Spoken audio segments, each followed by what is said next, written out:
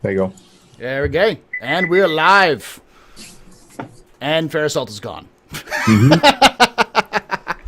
Anyways, welcome to the Captain's Table, ladies and gentlemen. This is episode 2. Every week, we're going to try to bring on new and different people from the community. You'll probably not see the same person on every other episode. We'll see how it goes as it goes. But tonight, we have 5 people, or 6 people, including myself, here. Starting at the head of the table, we have WTFosaurus. Yodel. And next to him, we have Dovlak. And below Dovlak, we have the missing Fairasalt. Next to Fairasalt, we have DJ Knight. And Hi. Lastly, we have Stoutman. Lastly but not leastly, Stoutman. Hey, everybody. So, first of all, before we go through and do anything, do any of you guys have any announcements? Anything you guys want to talk about? What you're going to be doing? Starting with WTF. I have nothing. I have tomorrow off. So you're not doing anything tomorrow? That's it? Nothing No, I might. I think Alexis is coming by, so I might end up playing some Mass Effect, the first Mass Effect on stream, if she makes me. But other than that, I have no plans. Okay. Relaxing. How about you, Dovlak? Probably unmute my microphone. That'll probably work. Yeah, we got actually we have a lot of things going on. A lot of Onion stuff is happening this month. Actually, we got PAX coming up. We got a whole bunch of new site features, including a massive overhaul happening. That's about it, really. Okay. So okay. And Fairasalt? I've got nothing. I've just finished going through a rebrand, so it's kind of back to the daily stuff. Daily stuff. DJ? Nothing really, just streaming. Just streaming? Yep. And Stoutman? I'll be streaming tomorrow night, just the usual. So yeah, all of us except for Dovlak are streamers, and Dovlak's getting started after soonish after PAX East, right? Yeah, I have a weird point in my schedule where I can actually try to stream for an hour or two every day. I'm gonna make an attempt to see how that goes, and All right. So hopefully it won't be terrible. So It'll for probably the be terrible. it's always terrible when you start. You always got to figure out how it works. But how this goes for those of you guys who are new to Captain's Table is I've got a loose script. It's basically a discussion-based podcast. I asked the different guests here questions, their opinions on things. We kind of we'll go with it as we will, and then towards the end of the show, we will have questions which you guys can ask, and for myself, for any of the individual guests, for the whole panel, for CIG specifically, in which we will completely mess up and cause tons and tons of concern threads on the forums. Those kind of things. Threats. So just completely up to you how you want to ask it. So starting off today, and if you guys do want to ask those questions, !question in the chat room. There we go. Question. That'll get you there. So starting off, we're talking about 2.31 PTU. It's out. It's been out. You guys all played it, I'm sure. Briefly. Any initial opinions on it? Other than the what is included for the fixes, I know a lot of it was racing stuff. They haven't really fixed a lot of the spawning issues still. But I mean, that's all there really was to test on it. So I haven't spent a great deal of time on it. I've just, I've done a few races to make sure that the rings are working and that they're not sticking to me and everything, and that's about it. Okay. Yeah, they've been releasing some fixes, they're claiming fixes for the pirate spawn issue. They seem to have mostly fixed the multiple spawning issue at the comm arrays, but Yellow is still a giant mess. Okay. So I actually kind of like that. I mean, I kind of like. I mean, yes, it absolutely does murder to the servers and crashes it, but the idea of having 500 freaking pirates spawning in and having to go just try to avoid missiles to survive, it's kind of cool. But so in terms of bugs, that's one of the best ones. I actually had a great time not that long ago, maybe about 3 days ago, on one of the servers where it was myself and one other versus about 20 pirates, and it was absolutely fantastic. Yeah.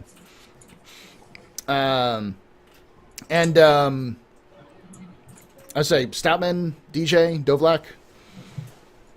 I've been spending a lot of time on the PTU. I have not been too much time at Yella. A couple times I went, I did not have the pirate swarms. I guess maybe not enough people there. But at the Comrays, I like how they're kind of spawning 2 or 3 for each person that shows up. That makes it more challenging when you got 4 or 6 hitting on you. It's not too bad, but it'll be rough.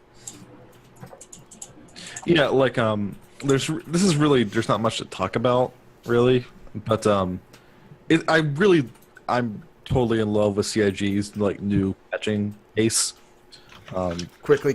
Even Yeah. even if it doesn't fix everything, even if it does not fix like every major problem, at least getting some of it done in like a timely fashion is a lot better than waiting months. with Waiting 6 stuff. months for a Yeah. patch, Yeah, for last year about this time. But how about We're you, actually DJ? beginning it this time, right? Yeah, but actually getting it this time instead of just being promised it.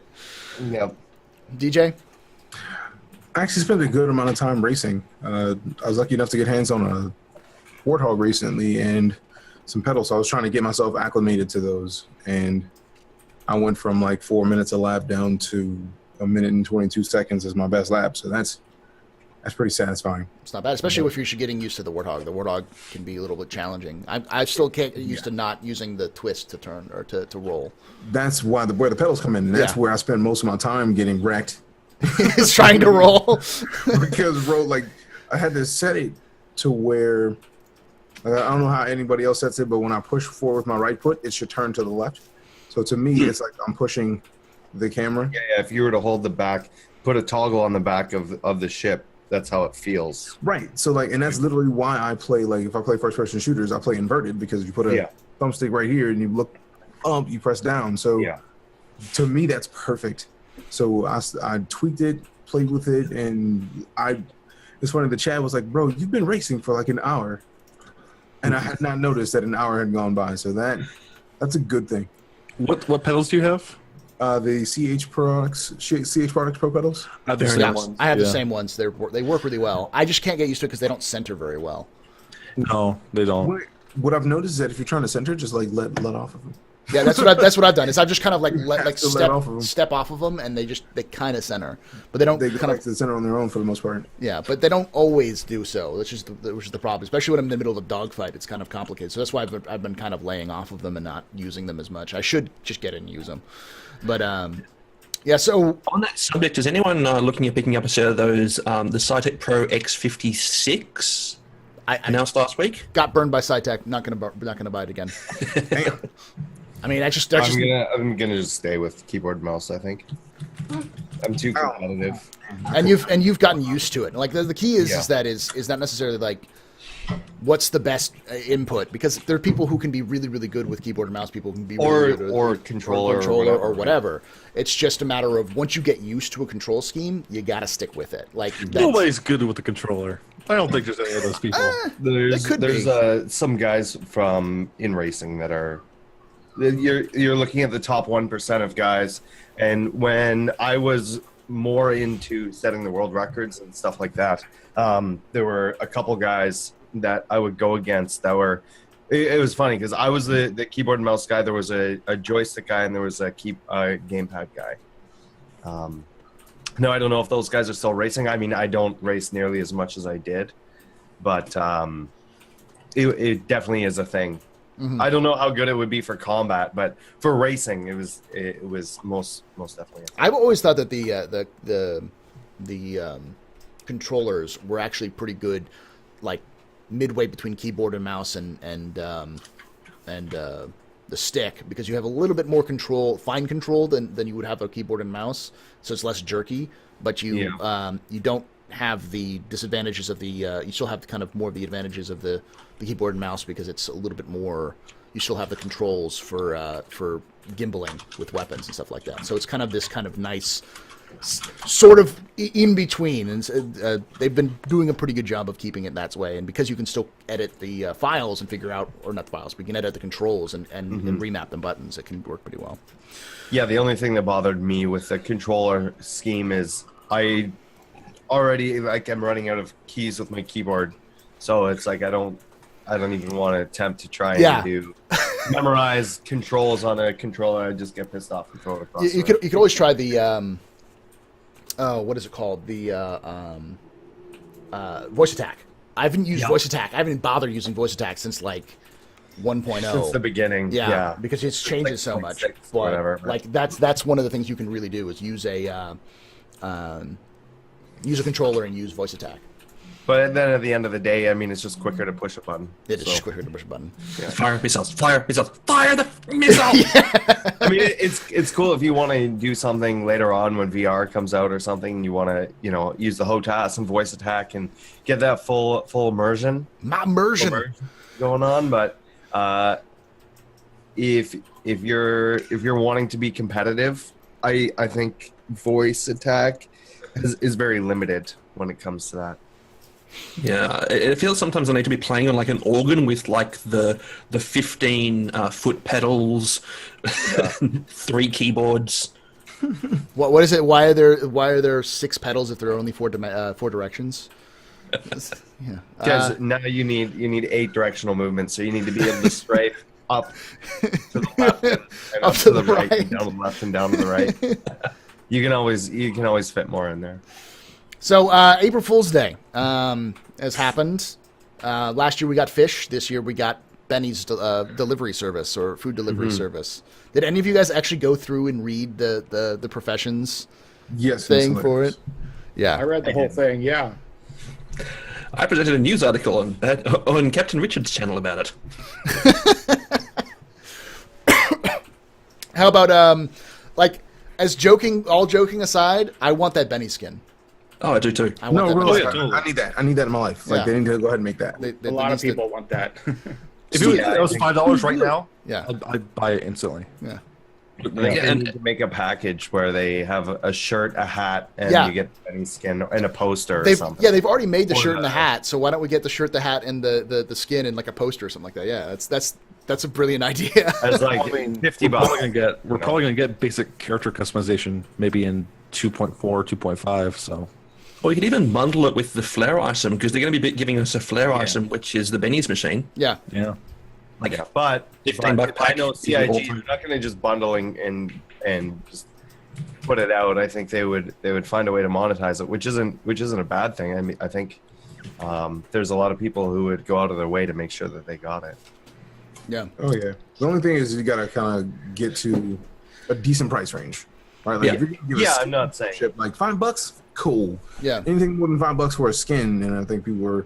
Like, there's still gonna be a bunch of people that get it. I think but $10, I think that's $15 so if it much. was going to be a package deal where you're getting like the shirt, the hat, the all that kind of stuff. I think they could monetize it. I'm thinking a real life shirt and hat. Oh, like a real life shirt and hat. Yeah, no. Yeah. So if you bought a real life shirt and a hat and got the skin, and maybe they sold that for $50 or something. Yeah, that would be actually a pretty good deal because it's like That would $20, $40 for like real merchandise, and then like the $10 for like the skin. I think that's reasonable. I was thinking about in-game shirt and hat, but I just bought them in general. nah. Real life. If they made a real life shirt and hat, I'd probably buy them. So did any of you guys submit videos to the Benny video thing that Disco Landa was doing? They're still working on. Some of those were really good though. Some of those were really good. Some of those were the really one good. with the line of EVA. Of The EVA. conga line was great. It's amazing. I want one that's just a big base like machine in just like deep space with like nothing around it, and then like a circle of spacemen surrounding it. I was an idol. I was going to recreate the ending scene from Wrath of Khan with the Benny's machine being Spock being sent to the planet and just like sending it to Yella. That was my plan. I was going to call it Project Benesis. No man, you need the 2001 Space Odyssey, the intro with the apes. Oh yeah, the apes just touching it. Yeah. Totally just replace it. They kind of did that with the Connie intro. Yeah, they kind of did that with the Connie Connie intro video. Yeah, but replacing the Monolith. the monolith with the Benny's machine. Yeah, true. That would work. 'Cause that would actually work perfect. Or like I would say replace the Connie with a Reliant. Yeah. And that would be the dude coming to replace all the Bennies inside the machine. So the big news this week, saving us for the last one, is when Christopher Roberts when Christopher Robin himself decided to hype everywhere. He just hype exploded the entire community with just like his typical, yeah, sure, we're going to talk about everything that's coming out in the next couple months. So 2.4. First off, what do you think is in 2.4 for sure? And what do you think might be in 2.4 that he said? Like I think the server fixes. Server fixes?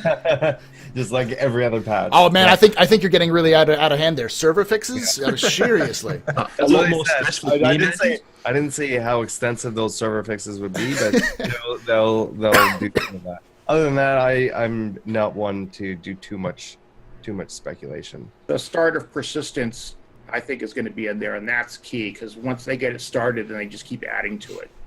So that will be big. Actually, I will say the flyable Starfarer. Okay. So I agree with that. Yeah, that's pretty likely. Right? Considering how quick they got the Saber flight ready after, and the same thing with the Scout. Both of those were like, here, have it. And the next month it's like, here, fly it. And it's like, okay, yeah.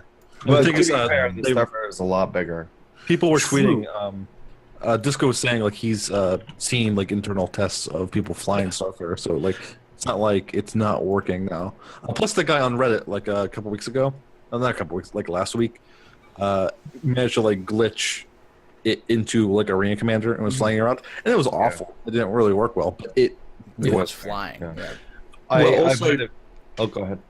Also, Ben Lesnick, during the final stages of the Star Traders thing, was mentioning a couple of things.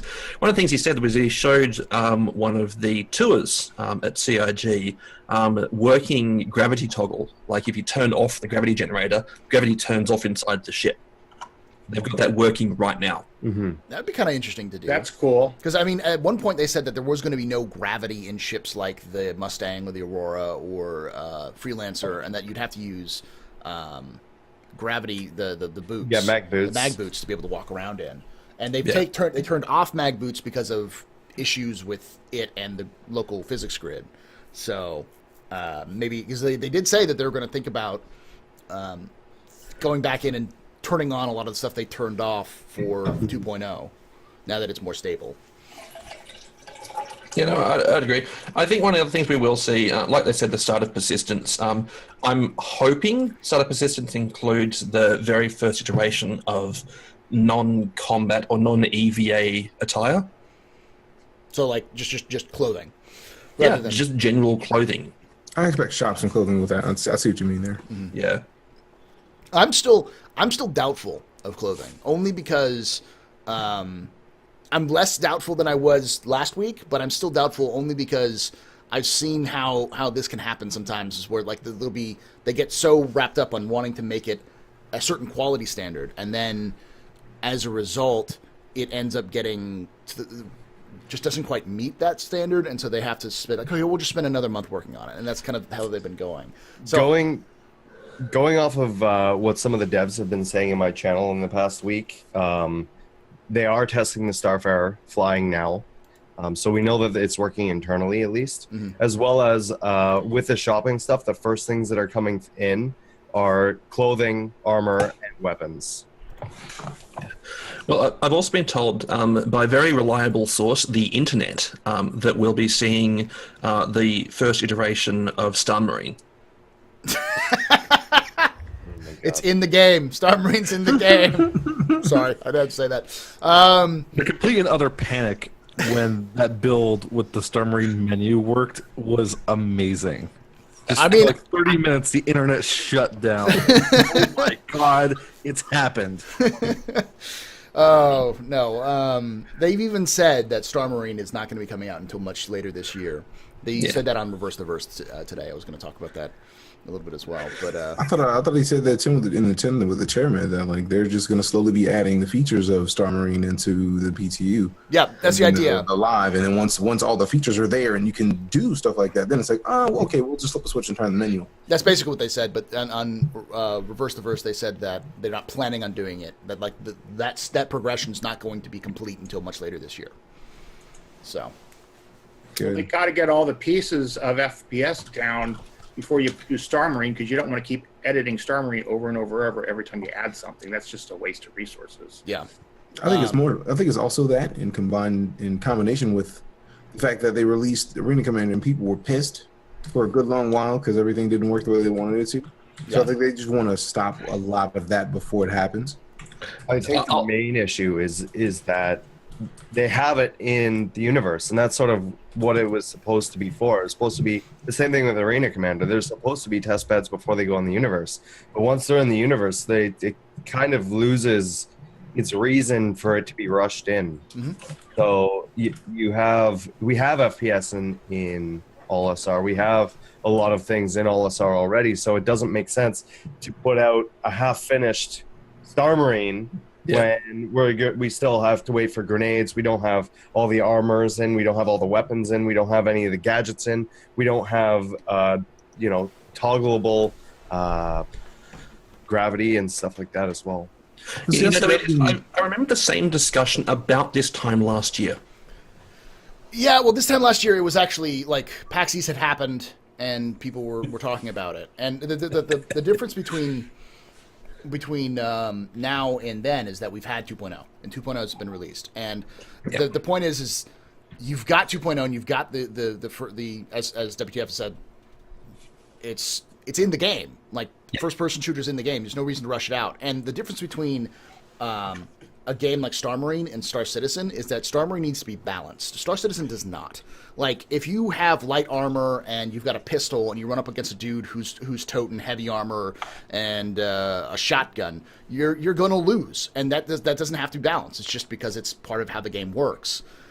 Whereas in a game like Star Marine, you've got to have the balance back and forth. Both teams need to be kind of even, and you have to have good net code and good hit detection and all this kind of stuff has to be working smoothly in order for it to be fun. Otherwise, people are going to cry foul and they're just going to give up. So there's a difference between FPS minigame and FPS in the universe, and the FPS in the universe doesn't have to be fair, and the minigame has to be a little bit more fair. I kind of disagree with that personally. Feel free. I feel like if we're in Star Marine and I have a pistol and light armor and I go up against somebody with heavy armor and a shotgun, I should die. Like there shouldn't be any balance there. Like that's how it works. If you don't have a grenade, womp, you shouldn't have went up against a guy who's got heavy armor.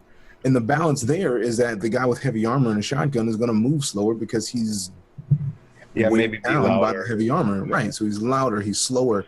That is the balance. So you're going to hear him coming before you go out and decide to take a shot. So I don't mind that, but I personally disagree with the idea that because it's in the game, Star Marine shouldn't happen soon. But at the same time, I'm not telling them to rush Star Marine. The way I see it, Crytek is a first-person engine anyway, so we're going to see a lot of first-person mechanics as it happens. But like last night, I wanted to play Star Citizen, but I got into something else because I like the idea of let me go shoot some people and then wake up and then shoot some people and then wake up and then shoot some people. You can't do that in the universe yet. No. So if you want to go and shoot somebody, you have to get up, go get your ship, go to your ship, fly to Korea, actually land if you can land because you might get shot down, and then go inside and then get ready to shoot people if they all did the same thing. If they all did the same thing, yeah. That's what I've been noticing as well, is that it's a lot more of, I've been wanting to do more FPS, and I can't do more FPS straight up because, and it's variable on if somebody wants to go to Korea, and there's often people who are just like camping Korea, so no one has the ability to. Well, that's one of the things with Korea, how it is right now, right? So that's all I do right now, right? Because I've been playing Star Citizen for so long and every day for whatever, that the FPS is still very new to me. So I try and do that as much as possible. So some of the things that I've sort of experienced with that are, number one, nobody else really goes there. Yeah. I get a lot of people in chat, oh, don't shoot me, I just want to get a gun. Like, what?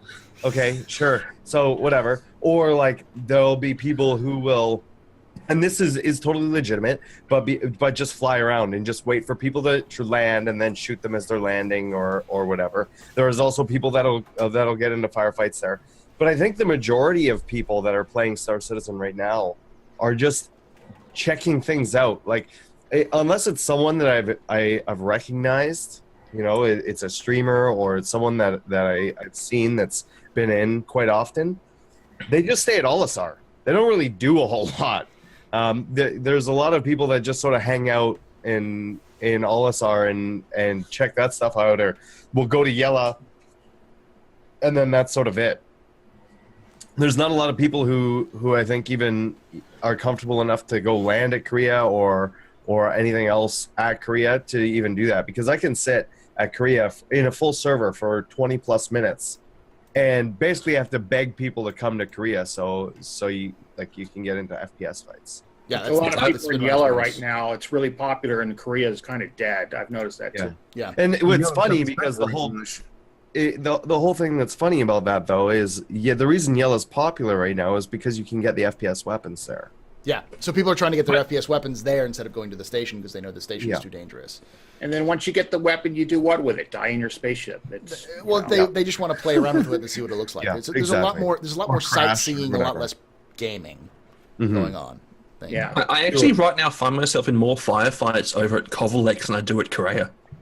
Yep. Yeah, no, Kovalex used to be like when 2.3 was in PTU. That's where I'd go if I wanted to get my my crime stat up. I'd go to Kovalex because people would just be there trying to explore Kovalex, and I'd be like, "I'm gonna shoot you and blow up your ship." And there goes my crime stat. So.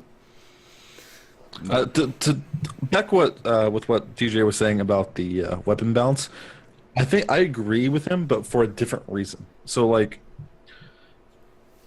what you're saying is like you're saying something like let's say like I'm in light armor with like a pistol, and I go up against like someone heavy armor with like a machine gun or a shotgun, and like obviously the one should win, right? There's like a clear power difference there. But like we gotta like remember that this isn't just a straight up RPG where it's like this is not like a level 1 versus a level 100 where it's just like there's no chance. It's partially skill based. So there's like the element of like ambush or the surprise element or straight up just accuracy that could change. And there's these elements. So maybe. It's maybe even less of like a weapons balancing issue, maybe even kind of what he was saying, where like you hear the heavy armor guy coming, where it's almost like a level design issue, where it's like there has to be some form of balance there, whether that is like with numbers on the weapons, or it's the environment itself, or it's the game systems that allow those interactions to happen. There has to be some form of balancing. But I agree with what you're saying that it doesn't necessarily have to be straight up like the pistol has to be comparable to the shotgun damage wise. My point was more about things like if you get killed because of an FPS lag in the universe right now, people aren't going to be as rage faced. I mean, they'll get angry, but it's like it's part of the game. It's part of what you expect. But if you doesn't matter. It doesn't change anything long term. No. But if you get killed in a competitive match of Star Marine because of FPS lag, people will lose their shit. Because people lose their shit when there's lag in Arena Commander and they lose. So that's my point of view. It's just more about it has to be more complete. It has to be more fleshed out and realized in a competitive sense if they want it to be taken seriously as an FPS game. Because there's a lot of FPS games out there. There's not a lot of space, arena type fighting games like Arena Commander. So even then there. look at how popular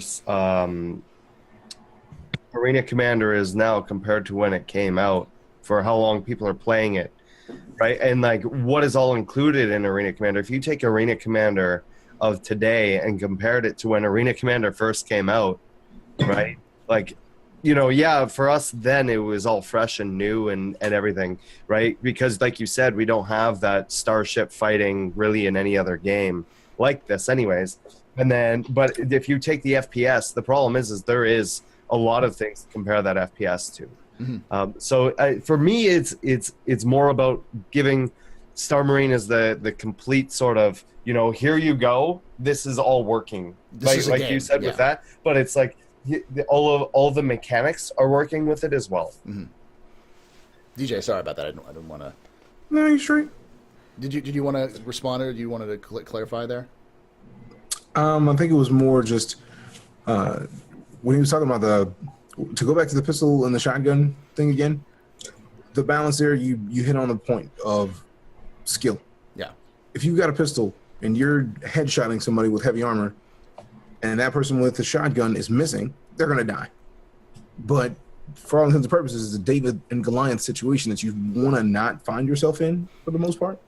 But if you're sitting on equal play fields with both people having the same level of accuracy and having the same level of, all right, I'm going to go for the best area for my weapon to aim. If you're taking a shotgun and you're going center mass, if you're taking a pistol, you're going for headshots. The heavy armor should win if all the other things are equal. But other than that, like I'm completely fine with everything else just playing out as it does. And I feel like the game is already at a really good place. It's just about, I like the idea that they're going to add more features to the baby PU, and then once it's done, then they're going to say, hey, all right, cool, now that you can do all this stuff, here's Mini Commanders, or here's Star Marine, so you can go and just wreck each other's faces pretty much all time. I think when that happens, they're going to have such an influx of people that have not been around that it's going to be huge. Like they're going to have to do something to the servers between now and then, because once that FPS opens up and you can actually go in and play Star Marine and it be a decent FPS. Ooh. I mean, I know, DJ, you and WTF, you both have contacts outside of the Star Citizen community who Twitch or YouTube and that kind of stuff. I know to a degree Fair Assault, Stoutman, and Dovalak, you guys do as well. I know that there are people I know who don't play space games who are interested in Star Citizen when Star Marine comes out. They're just like, I'm going to play that game when Star Marine comes out. I'm waiting for Star Marine. I know a lot of people who are waiting for Star Marine to be at the same level that Arena Commander is right now. And I think we're gonna see a large influx of players when that happens. But that's also why I think they're not releasing Star Marine to where, like, when Arena Commander came out, they're like, all right, cool, here's this base Arena Commander, we're gonna make it better over time. Right.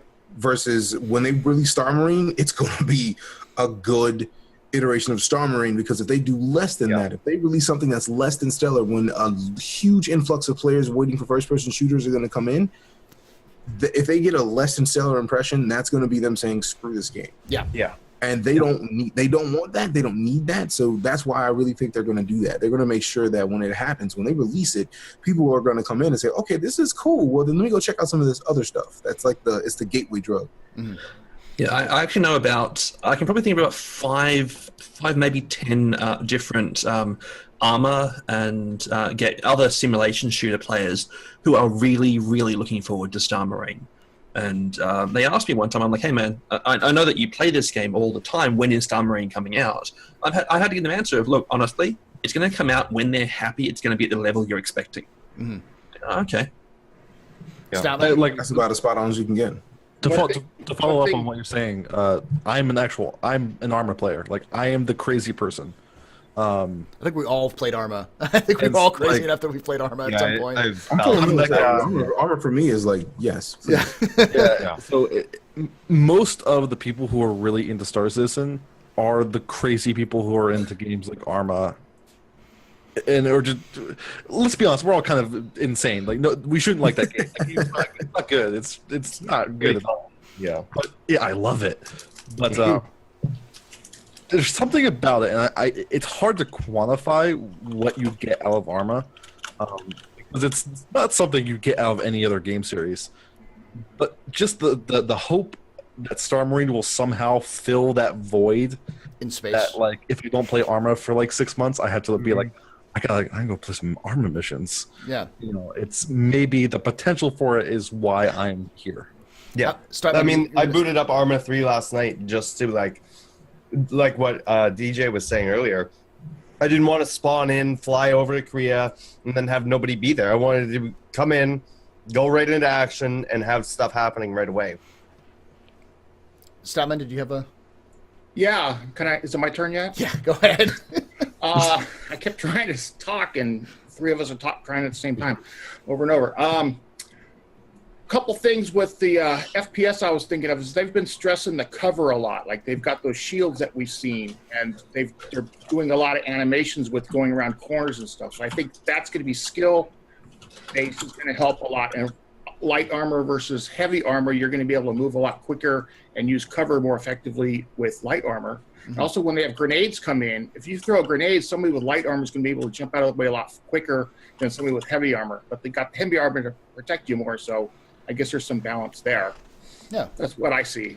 Yeah, so there's definitely some balance to be done in the game. I think we've all kind of touched on that. Now, we do know that vaulting is going to be in the next iteration. So does that mean that there might be cover might be in the next iteration? Because vaulting to me is like you hit up against the cover and then you scramble over the cover. That's vaulting to me. Maybe I'm wrong in that sense, but no, that is what my interpretation of vaulting is. I'm not expecting it to be at sort of the parkour level of vaulting, but yeah, definitely. Does that just make you harder to hit when you're flying through the air type thing? Like other games where you jump and you avoid getting shot? Something like that? Maybe. I don't know. Maybe it's some sort of like leap maneuver. I don't know. I don't know if any of you guys have I haven't heard about it, so I'm just guessing. They're going to do a cross-promotion with Mirror's Edge. EA confirmed. Well, if you're in 0G, pushing yourself off a desk and flying through the air, that would be pretty cool. Yeah. I think that's more push-pull, and I don't know. Do you guys how far away do you guys think we are from like the push-pull mechanics, like the grabby hand stuff? I wouldn't imagine it's quite a while. I don't think we're going to get that kind of stuff when the first incarnation of cargo, which actually is coming fairly soon. We know for a fact that the next major feature mechanics that are coming is either going to be cargo or mining. It's a toss-up between the two. We've known that for a while. They've said it multiple times, especially when it comes to like design documents and like which way they're going to kind of pursue.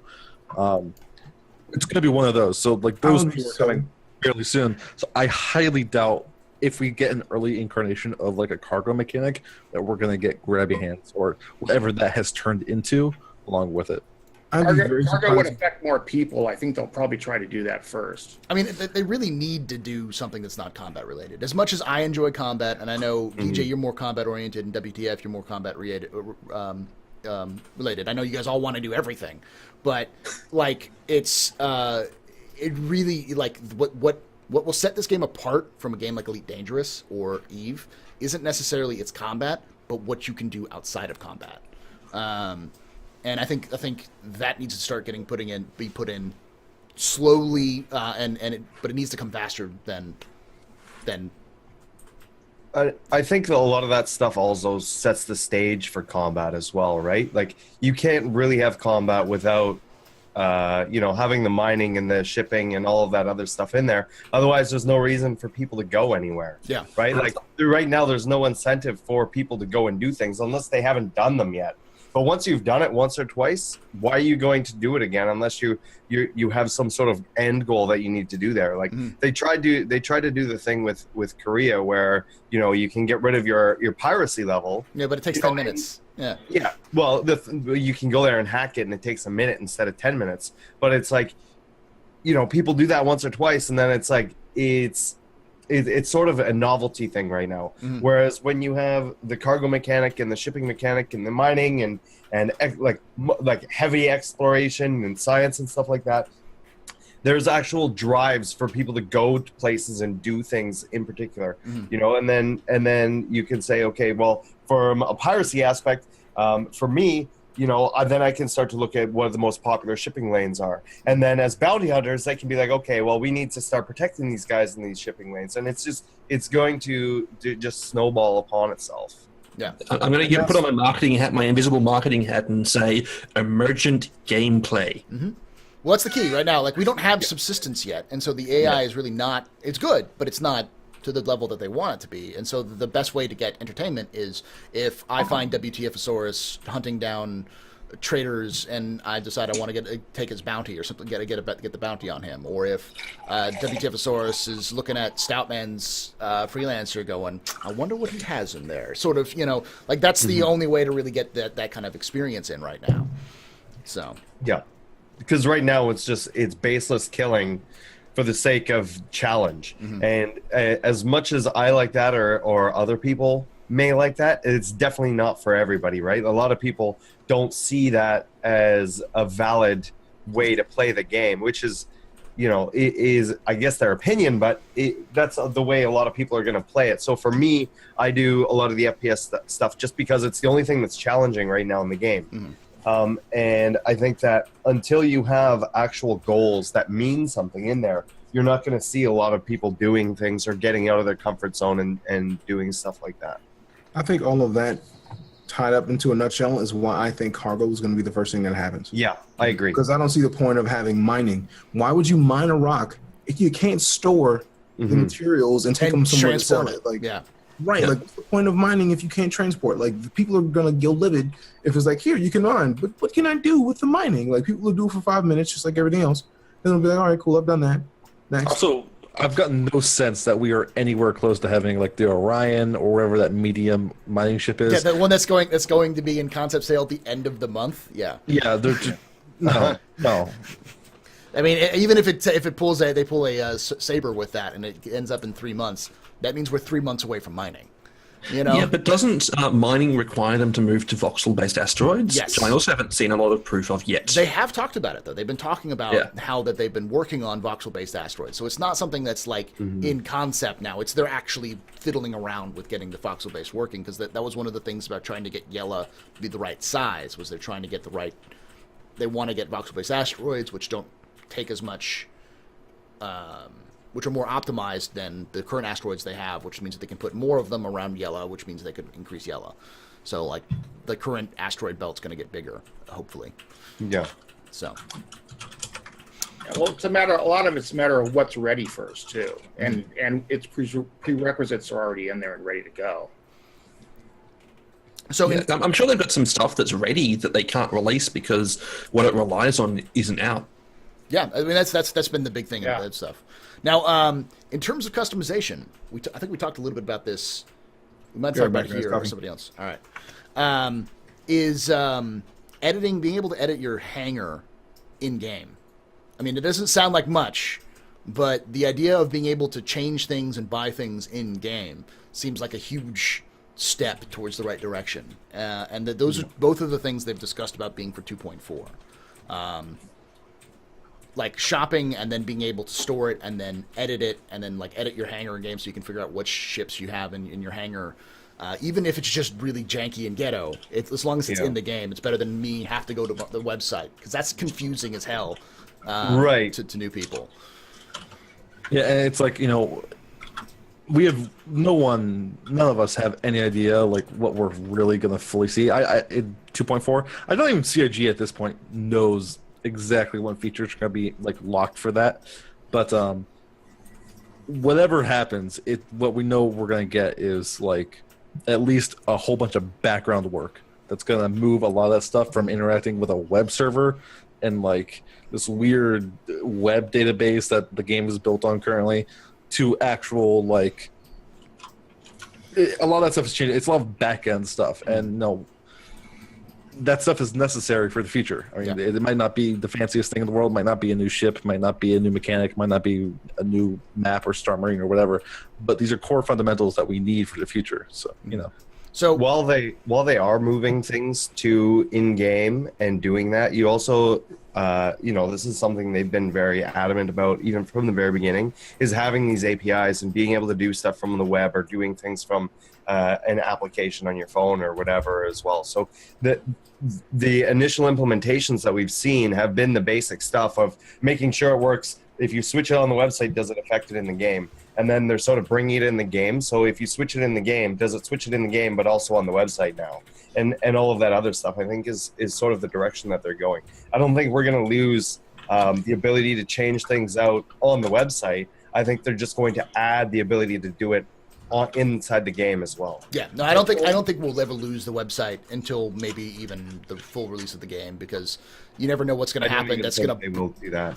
Because the game's going to break, especially during the alpha stage, and it's not going to work, and people are going to complain. So at the very least, if they have that back end still on the server, it'll still work for people. Right now, your hangar info is saved on the website's database, Yeah. and the game server pulls it from there. So they're going to reverse it and save it in the game server, and then the website's going to pull it, because you want to save it in one place, because keeping two databases synchronized quickly is a pain in the neck. It's also going to But I take think server resources, and they want to minimize as many resource pulls as possible.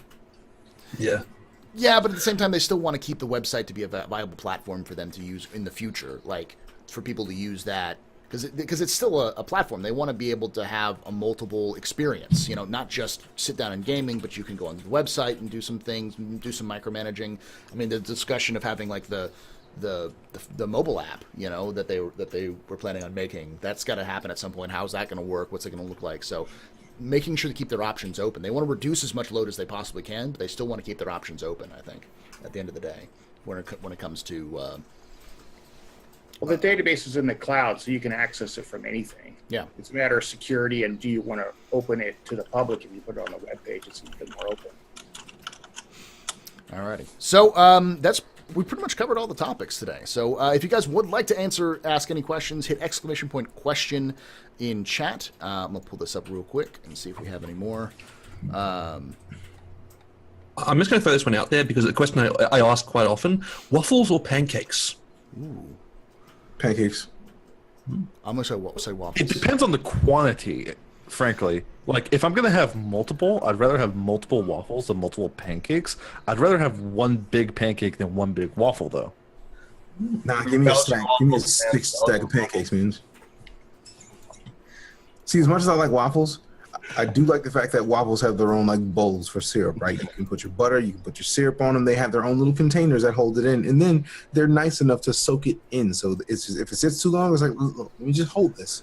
So if you want, You know what? I've reversed. You've made a good point. I agree with you. Because if you stack waffles vertically, you can't use all the pockets for syrup. True. Right. So you put pancakes together. You put one nice pool of pancakes. Pancakes soak it in immediately. Like, we don't have a bowl, so we're just gonna soak all this up, and then you just have a stack of. Well, why don't you have a bowl? The first 3 layers of pancakes are gonna be full syrup. It's gonna be glorious. That's why you go 3 at a time. I think we're just doing this wrong. You just get a pancake and you roll it up so it's in like a stick roll, and you dip it in a bowl of syrup, and that's it. You're done. We've peaked. We've peaked as a society. You can actually take sausage, breakfast sausage, wrap it up in the pancake. That's it. The syrup. That's it. Then you get a whole breakfast. And wrap it in bacon. Shot. Yeah, and then there's no reason to innovate Just it. flash fry it so it all holds together. Yeah, exactly. I mean, and then you could dip it in coffee, and then You've you've peaked. done it. That's it. That's the highest point of civilization. So I realized I used the wrong because I run 2 podcasts and I put the wrong thing up there. So I'll link you guys this one. But the question is, first question is from Zeus Anoxia. What is each of your favorite ship manufacturer and/or ship? WTF? Mine is going to be Drake. And even though the ship is not out yet, my favorite ship from Drake is the Caterpillar. Just for the what it's going to be, or sort of, maybe they don't have the best reputation with Drake ships, but just based on what we've seen of the Caterpillar and what they want it to be. Okay. Dovlak? Yeah, I'm actually a huge fan of the Merchantman. Like, I just love the aesthetic of that thing. It's like the perfect size. It's big, but it's not too big, and I think that was kind of reinforced by the Starfarer.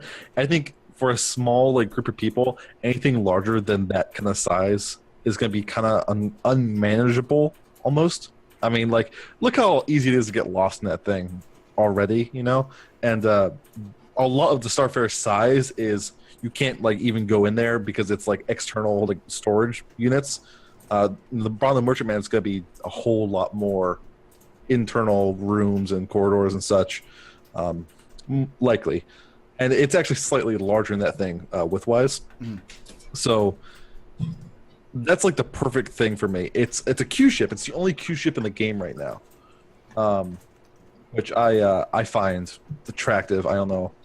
That just kind of does something for me that I love makes old you World War wet. II Q ships. It makes you very, These things very are wet. crazy.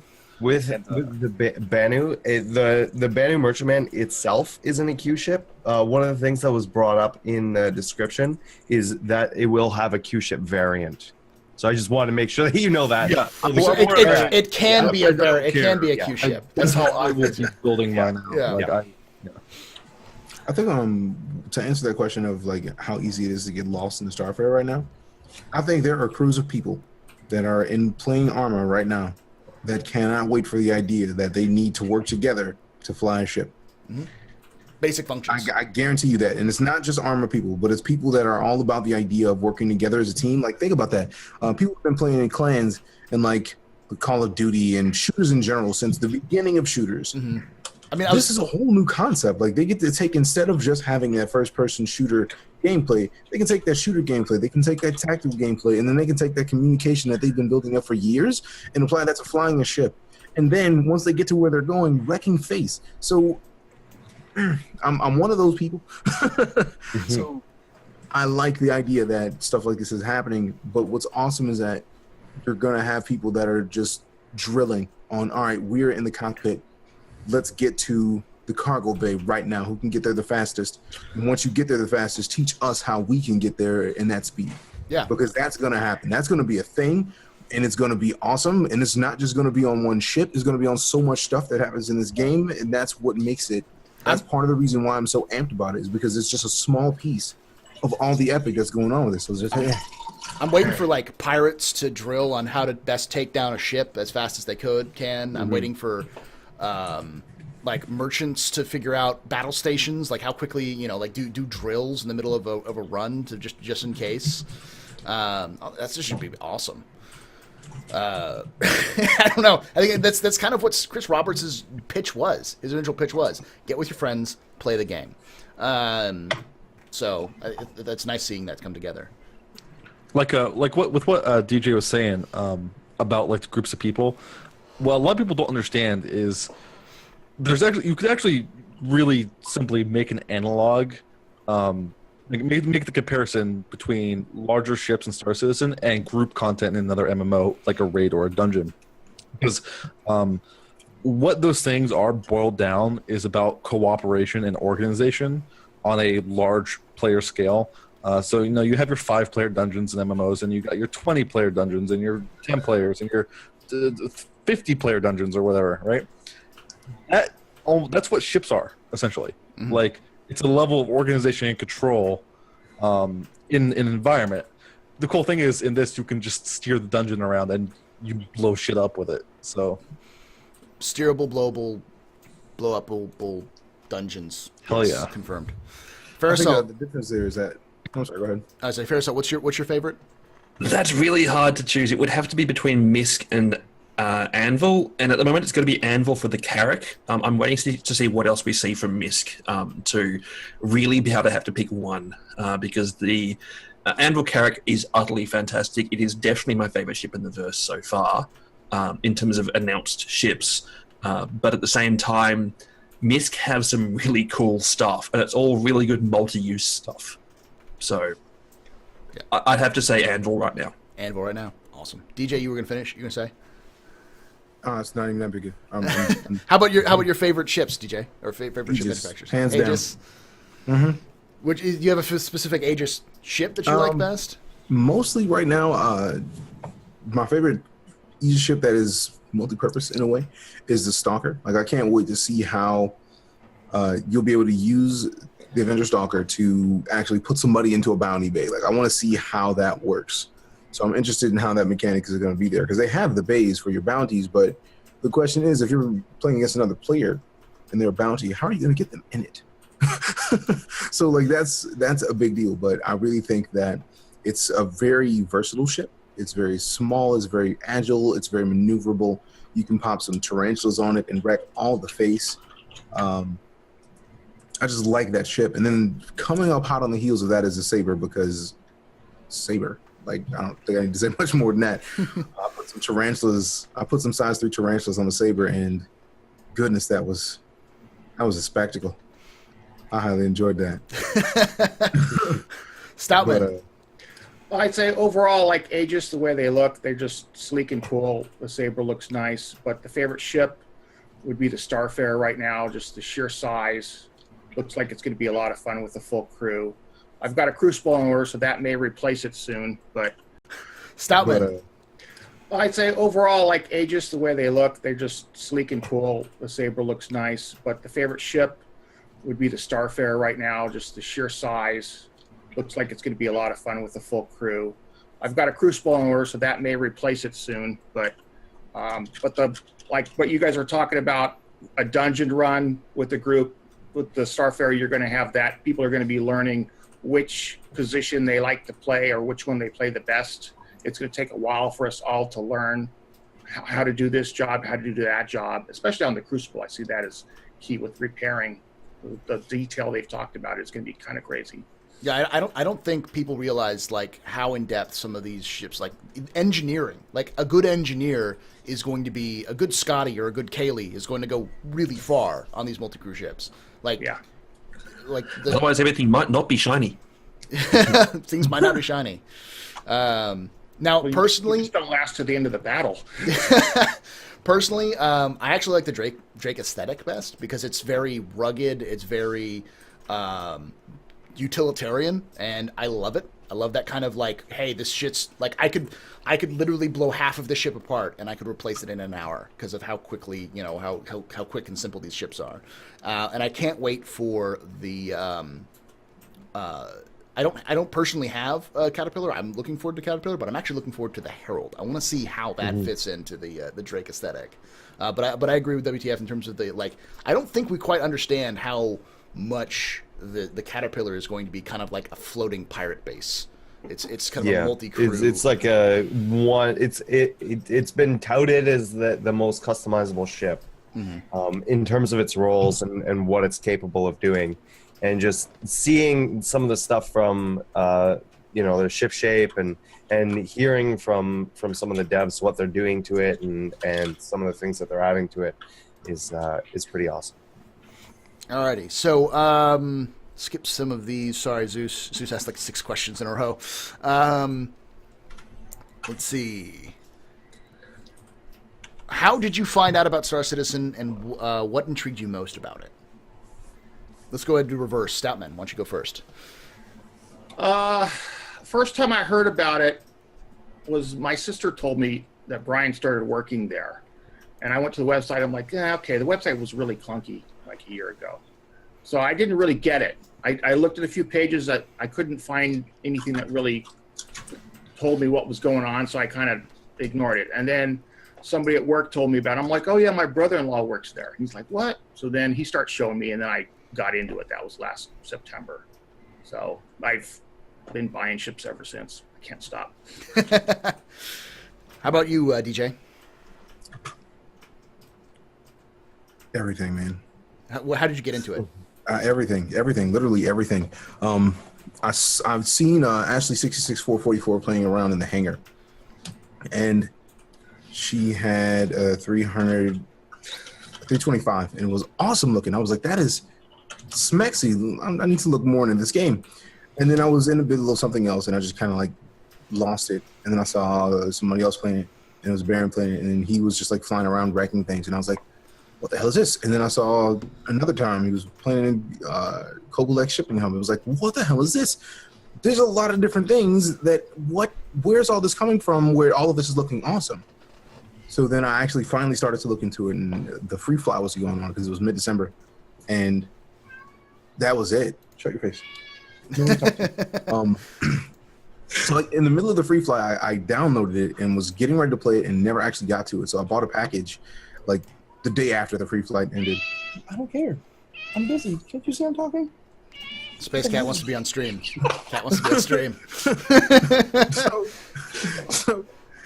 So at the end of the free flight, I pick up a package, and that was it, man. Like I introduced myself on the forums because I was like, I'm gonna get immersed in this game because it has so many different things that I need to be a part of. And that's when I started doing my research on what's going to be coming, where the progress is, how much they've gained on just the backing, and everything about it that I saw spoke to another part of me that I didn't know was listening. And it was like, oh, wait, they're going to have this? Oh, They're gonna have this. What? They're gonna have that. And it just piled on, and I was like, I need to be in it. And to the point now where the first day I streamed it, somebody was like, no man, here, go get a Hornet. And I was like, okay, I didn't even hear about a Hornet, so let's go look at a Hornet. And I saw that, and just the level of detail that exists right now for people to say, oh, this is alpha. I work in the gaming industry. I've worked at Electronic Arts in like graphic design for interfaces. I actually teach in game design right now. I teach people how to make games. Alpha is literally get it done, make it functional. Does it look good? Hell no. It's like most alpha is just boxes. So for people to say this game is alpha, and it's like I touch it and I play around in it, and I'm like, no, the hell it is not. And that's what pulled me. It's like for this game to be alpha, for them to have so much going on, and then I didn't even know in December that they'd be doing what they're doing now with the monthly major updates. That is, all of this is keeping me in Star Citizen. So I am so anxious to see everything else that comes. Like I don't care when it happens. I just know, do I want to have a cargo? Yes. Does it have to happen in the next patch? No, because I get the odd feeling they're going to dump in something else just as awesome. But for me, it's just a constant mind explosion that they're doing what they're doing. And I love the idea that they've done it without a major publisher that's going to say, you need to cut half of this to get it out the door on this date. So that's me and my Star, how I got to Star Citizen and how I'm currently living in Star Citizen right now. I'm gonna shut up. Oh, you're inside the Starfarer, so that's understandable. You're sitting there. Exactly. Right Fairasol, how about you? So I initially saw it when it came out into Kickstarter, but at that point I'd been burnt too many times by Kickstarter games. I'd funded a couple and they'd all tanked.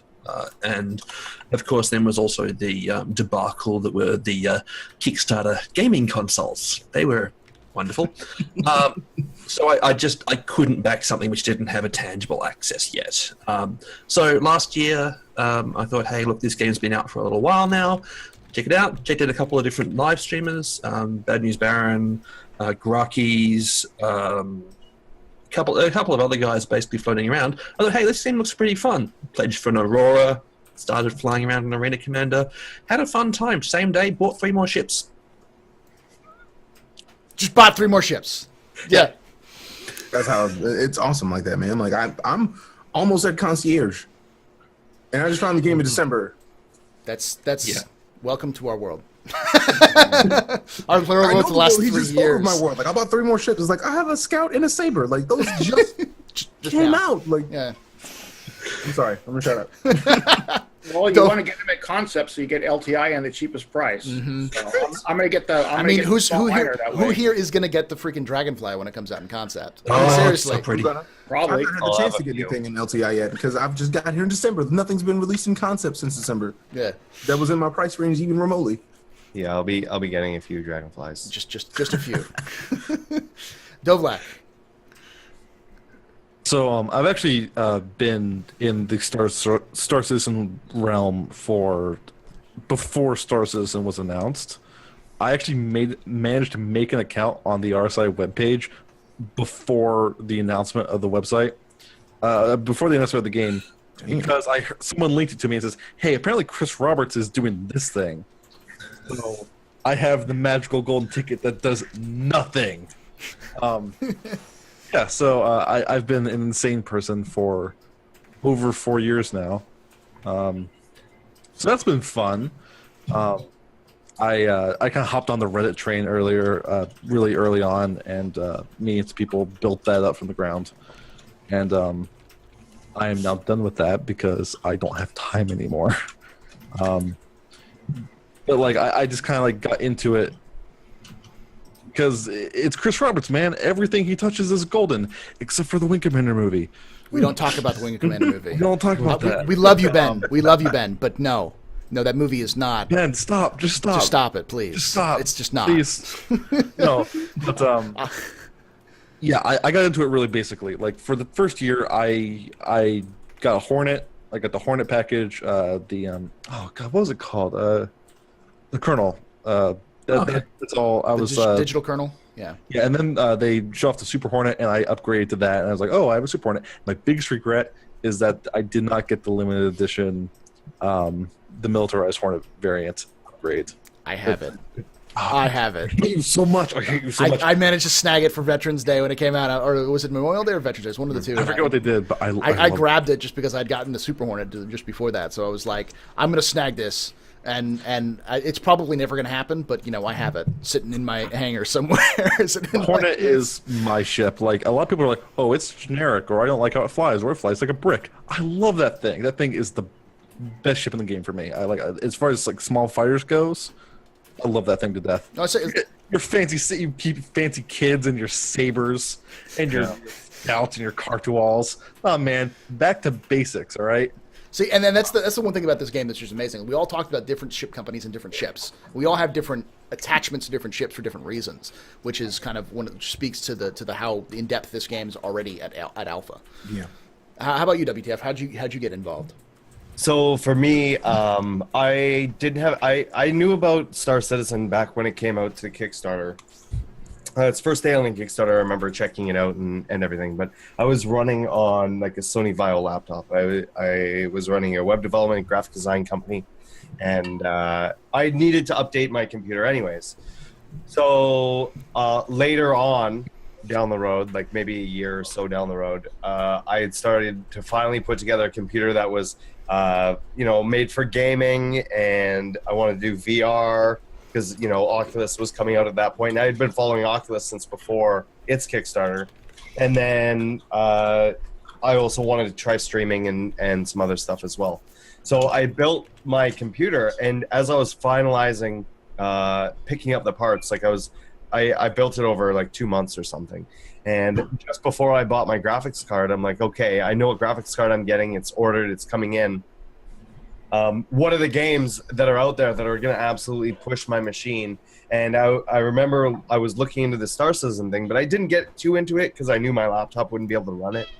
And so I was like, okay, and I just started like learning and absorbing as much information as possible. And then as soon as the hangars were ready, I started streaming the fish tank and doing all of that stuff.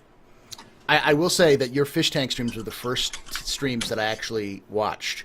For when I started streaming, I used to hang out in your fish tank streams when you used to do them right before the big announcements they would do. Yep. So yeah, and people would just talk Star Citizen. It would be like a place where you could sit there and chat, and there was a couple other people, and we'd rotate who was streaming sort of the fish tank, and and then just the evolution since then. So I actually have a strange story about where everything came from with me. Is that I actually was looking. I promised myself when I was a teenager that I would make that I really wanted a game like Star Citizen. Like when I was 14, 15 years old, I was always I'm going to date myself and make myself really young, but I was playing games like Halo 2, those kind of things, and I was like, I really like space. I've always loved space. I've always wanted some sort of like a game where you could fly spaceships and fight on space with like first-person shooters and all this kind of stuff. I've always wanted it, but I'd promised myself that if it hadn't been out, if there was a game that wasn't like that, an MMO that had come out, by the time I was 25, I would try to make it. And so I was in the process of building, of making design documents, learning. I knew basically how to code, but I hadn't really gone through and like learned C++ and stuff like that. And I was talking to my friends who had learned how to code, and we're trying to put things together. And I kind of pitched the idea to one of my friends, and he said, "So Star Citizen." I was like, "What?" He goes, "Yeah, Star Citizen. You just described him with Star Citizen." This was like January of 2013. And so I did some research and looked into it. I'm like, you know what? I'll back this game. I'll get this game once I see something released. And so I waited until Scott Manley did a video showing off the hangar release for Star Citizen in August, and I immediately backed it at that point. And I was stupid, and I just kind of got a ship. I was trying to find something with alpha access, and the only thing I saw with alpha access was a 315p package. I think it was the Vanguard package at the time, Digital Vanguard or something like that. And so I picked that up, not realizing that everything below like 40 or anything $45 or like $40 at that time and up was alpha access. Right. So I picked it up, and I was just like, well, I'm already in it for $75. I might as well like go nuts. So I got the freelancer, and then I got the Super Hornet, and then I just started becoming a thing. And every year I have way over. I'm not Cliffy levels, but I've got way over the concierge at this Yeah, point. yeah. Well, I didn't mention what I started with. I actually started with 3 Cutlass packages. So I bought one for myself, I bought one for my brother, and I bought one for my best friend because I knew I wanted to be a pirate going into it, and just after everything that I had read on it. And the Cutlass it was just the concept work at that point, right? It wasn't the Cutlass we have now. Mm-hmm. And it was like, oh, this is amazing. It was the hanger, the statue in the hanger kind of level. yeah. Well, it was even before that, but yeah, it was like, I want this thing and I want my friends to be in it. So if I lure my brother and my friend in with these $120 packages, then they'll kind of feel like they have to play with me. So I was like, yeah, let's do that. And now I'm like over 10 grand. Yeah. I love the moment of shame. It's like I look at DJ's face.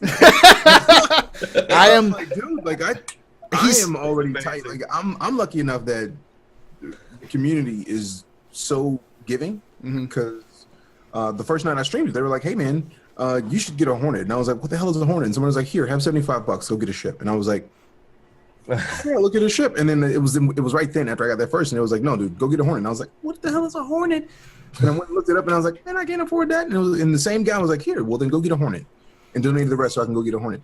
So it was like, okay, so then I'm gonna go get a Hornet. And like I have so many ships now. I think WTF and I want, but they're just. I think WTF and I and you are all in the same kind of boat. It's like I'm a little with my own personal money. I'm probably about 1,500 in, but with the community buying stuff or like donating money for me to buy stuff for giveaways and for myself and all these kind of things, I'm well over $4,000, $3,000, $4,000. I'm about $3,000 or $4,000 in on my own, and then the other 6 is from the community. Doing giveaways and stuff like that, right? Yeah. I mean, none of us are catching Cliff. I'm out in on my own to get giveaway stuff. Like I just gave away. I went and like I don't know. I almost don't want to say it because they have like little tickets that you can use to go and buy. One of your old packages. Mm-hmm. And I didn't know that I've had 3 like of starter packages. I had a Mustang AC, I had an Aurora LN, and then I had like another lower level package. And I bought both of the Aurora LNs, and then I ended up buying the other Mustang because it's the double access, right? Last 2 weeks, like, and it was like I bought one, so I'm not gonna be able to buy it again. And it was like you still got one. So those tokens are only if you're using store credit. If you're reinvesting into it, you're fine. Well, cool then. And if you use store credit, you can't give them away. Yeah. So for me, So I still have a couple glaives. Yeah, a couple glaives. Just a couple glaives. Ready to unmelt, yeah. How about you? I've gone through like 4 of them or something. Jeez. How about you, Statman? How much are you in for? Are you comfortable talking about it? I'm pushing $3,000 right now. Some of that's giveaways, but most of it is in my hangar.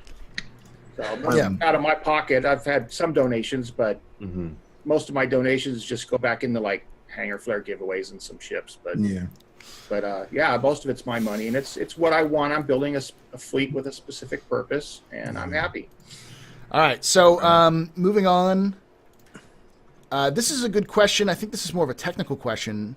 But hey guys, I have a question. This is from AR Zofire or Arzofire. How long would it take for you to travel from one system to another on an average distance? And how are you traveling there? E.g., constant quantum drive, cruise, or instant jump? I believe you move at 1/5 the speed of light, but I don't have a clear idea of how fast or how long it would take passengers from one system to another. I don't think that's quite there yet. They have some concept ideas, though. Yeah, they've got concept. They discussed it. A similar question was done on, I think it was Reverse the Verse, probably about 6 months ago now, where they were mentioning that your travel times between systems wasn't going to be long, but it did require you to be present for the entire duration. So they haven't said a number, but I'm imagining like 5 minutes or less. So it was speculation. If you look at how long it takes for you to... Now, I can just speak about quantum. I can't talk about jump points and stuff like that. That's a whole other thing. But if you look at quantum travel right now in between, say the 2 furthest points, I think, are Korea and Yella or something. you know, and remember that is relatively close, right? The planet's still fairly close to it and everything like that. When you get out into just one star system, we only have one planet right now, is Crusader. Mm-hmm. But if we start extrapolating that out into like going to different planetary orbits and things like that, I could see it being 5 to 15 minutes for going from one to another. And then I don't think anybody's going to be quantuming to other star systems. That's just ridiculous. I mean, I think technically you can, but yeah, you can. But it'll take you it'll literally take you years to do just it. Like you could fly technically in precision mode from Yella to Port Olisar, yeah, or Olisar or whatever, but it would just take weeks. Like it's not feasible. The other problem is you'll actually run out of quantum fuel, so you have to meet a starfarer halfway. Well, I imagine you'll be able to get there and back maybe once on whatever your quantum fuel tank is. I mean, obviously they need to all balance that stuff out as that stuff comes in, but they're going to keep trying different things. They'll try one extreme and then the other just to test out to see how we handle it, how we react to it, and then they'll find somewhere in the middle where everybody's kind of happy with it. Yeah, I think that's the purpose of that is the purpose of alpha and beta, is to just like say, hey, let's just try it and see what it seems like. And if people are like, I don't like traveling, they have the Elite Dangerous experience where you're like an hour to get to one station and you're just raging hardcore because you're like, why is it taking me an hour to get to fucking station in the middle of nowhere? You know, you throw your headphones because it's just forever. Or, you know, and so they can, but instead of having that experience, they're going to balance it out over time and say, okay, so it might only take 15 minutes to get to this one station rather than an hour or whatever. So I think that's what alpha and beta is there for, but I don't think we have anything concrete. Let's see. Another question. Geeks or nerds? No Twitch name. No one said anything. That they Neeks. Neeks? Neeks. Or Gerds. Gerds. Yeah. I'm Team Gerd, personally. Gerds, well played. All right. So what do you think the chance of the Reclaimer getting bigger than it already is? And how much bigger do you think it'll be? If it goes to Foundry 42. Foundry 42 is actually just a surgical site or a cosmetic surgery site for ships where they just get enlargements. Just enhancements, yeah. We can make this bigger, faster, stronger. We have the technology. I actually don't think it'll get much bigger. If it does get bigger, it's just going to get bigger because they needed to add a few things. But by the time they were making the Reclaimer and the Carrack and those kind of things, they were already expanding the it's not going to be able to pull an Idris into its hold to take it apart. Isn't that the ship that just takes the other ships and just chews them down into nothingness? Yes, salvaging. It just goes numb. I kind of want to see what that thing looks like, because if it's gonna be big enough to eat ships, I want it. Well, it'll be big enough to eat ships of a certain size or debris of a certain era. It's basically the Sarlacc of Star Citizen. Yes, except faster digestion. Nummy, did eat these hornets. Yeah. Yes. The Crucible is going to be able to do some salvaging too. Mm-hmm. Mm-hmm. Well, I mean, I'm sure we'll have smaller salvage ships. I'm almost 100% sure that the Cutlass will be a salvage ship, a viable salvage ship. The Caterpillar will for sure as well. Yeah. They were talking about having the arm on the opposite side of the. But I've also talked about hand salvage, so you can get a tool to cut off pieces and just EVA it back into your hull. Yeah, Aurora salvaging. They didn't allow mining to be a part of that, so you can go to a ship, use your mining laser, just like cut it in half, and it's like eat that piece and eat this piece. I think that's kind of what mining is already, but the difference is between like an Orion and a Reclaimer is that an Orion is designed to numb rocks, and the Reclaimer is designed to numb metal. So it's diet. Its diet's different. One's going for the primal diet and or the caveman diet, and the other one's going for the raw food diet. One's raw vegan and the other one's processed only. Yeah. All right. There's actually a horror story on INN about a serial killer who rolls around in one of those and eats people's ships while they're still in them. Combat numbing. Oh man. That's awesome. I love there was an animation someone did right when it came out in concept of this Hornet that was flying and was about to ambush like a freelance or something like that, and then this claw came down and just went whoosh, and like picked it up, the Reclaimer claw. I don't remember who did that. That was a good one. Will any of you that own a Starfarer be tempted to drop the tanks and shoot / attach explosives to them to take out enemy ships? That's a good idea. I'm wondering how they're going to pull that off, though. I mean, I'm planning on putting like antimatter into a container on my Aurora and then dropping that Aurora like a bomb. Oh, Look, man. If it lets me like work, it's been designed to make fuel air explosives. Yeah. It's fantastic. it's just what it is. It's just a giant fuel air explosive device. That's what the Starfarer is. Explode some tanks over Olisar and kill all the newbies. That'd be fun. Yeah. All of the crime stat at one time. Just Yes. like instantaneous level 5. GG. Everybody rank 20 in one shot. Get Bengals called out against you. If they You put know. it to 20, that'd be glorious. I mean, I can't like once the GTA levels where they start bringing out the Idrises to hunt you down, you know, and full fleets are coming after you. All right, so does anyone think that a Dragonfly or two might fit in a Carrack? I think there's been discussions about that at some point, about the concept of a Dragonfly being.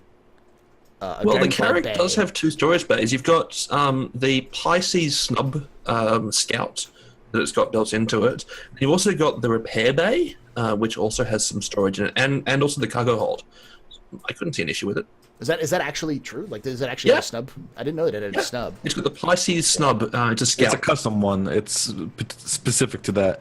It's something they haven't really talked about with snub fighters is if all snub fighters will like hook to a standardized like snub carrying standard. Does that mean like can we get like a 85X from the the luxury cruising one and like plug that into the Connie's like little bay thing? Is there like a standard thing? I think I'd actually like to be able to like mix and match whatever snub you like. They've talked about having like specific rigs you could buy. Like I think this is one of those areas where Elite Dangerous does a pretty good job. Is that like with Elite Dangerous you have to buy a bay to have your rovers, and in order to have that you have to have that bay before you can have a rover. And I'm assuming that those are kind of universal bays, but I think with Star Citizen it would work better to have like the bays only work with certain attachments. So like you could maybe get a Freelancer that has an attachment for a Merlin, but it's not going to be able to carry anything else because that will replace the cargo bay or something like that. So you know, having because they selling the Merlin individually, they should probably have some sort of machines or some sort of system to be able to hold it on other ships other than the Constellation. I think they've talked about, like on the Constellation, the docking for the Merlin is going to be modular down the road, so you could use a different ship. Mm-hmm. So if it's modular, then I don't think it'll be universal. I think it'll be per the actual snub fighter, because none of them are going to fit. Like it's not one size won't fit all for those kind of things. Because all right. Sniffle Wizard asks, do you think they will perfect the Hornet before any other ship? Reasons due to Squadron 42 being priority. I think the Hornet's pretty I think we're going to see all the Squadron 42 ships up to that level. That's standard. Anything that we're going to interact with directly, maybe not some of the Vanduul ships, maybe not some of the alien ships, or maybe even the larger ships like the Bengal or anything like that, but anything like the Avenger, the Gladius, the Super Hornet, all of those ships that are part of the Squadron 42 that we're gonna have direct interaction with will be. They're gonna be exemplary. And we've heard that they're prioritized already. Yeah, absolutely. The Aurora, etc. That should be obvious. Like they're making 2 games right now. Every ship that we're getting right now, I get the odd feeling is in Squadron 42. They'd be crazy.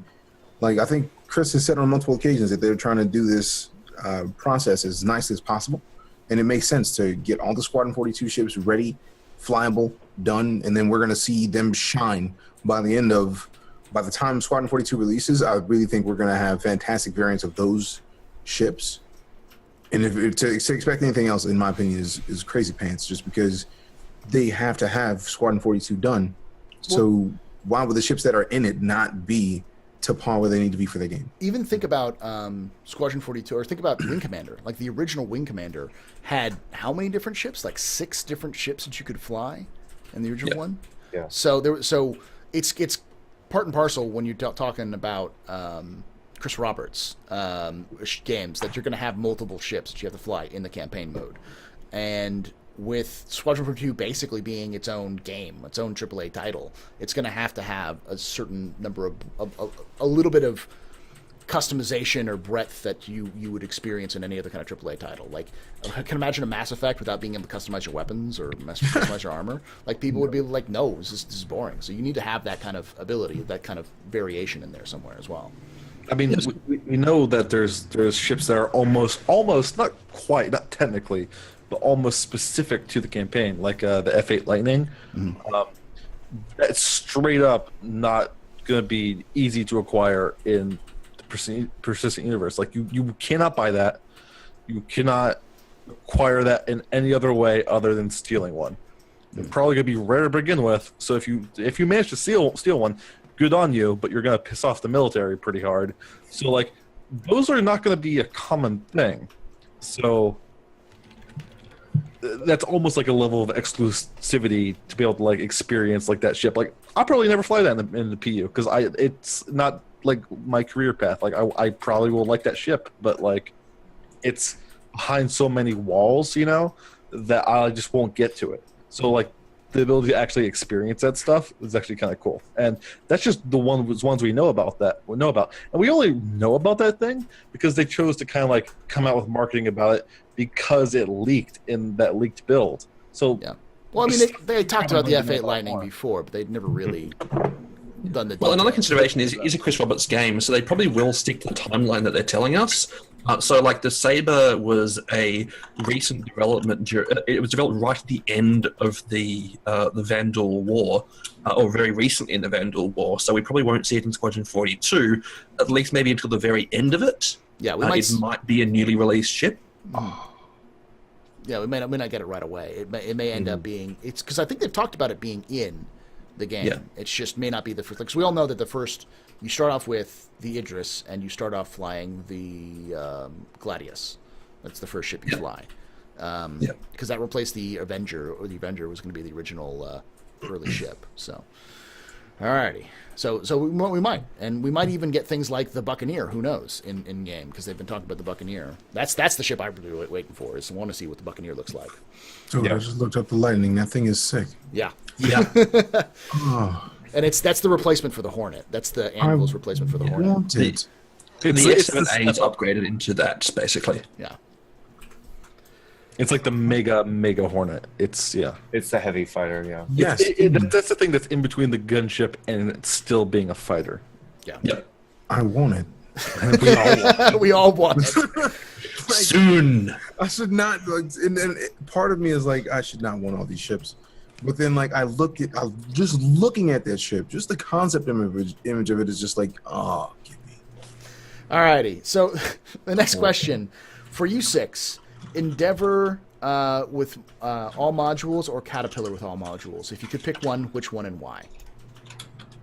Why don't we start with DJ? Endeavor with all modules or Caterpillar with all modules? It's hard to say, man. I was just looking up the Endeavor and the Caterpillar, and the Endeavor looks like all science, and the Caterpillar looks and space I math. can't even say what. And space math. Yeah, Space weed.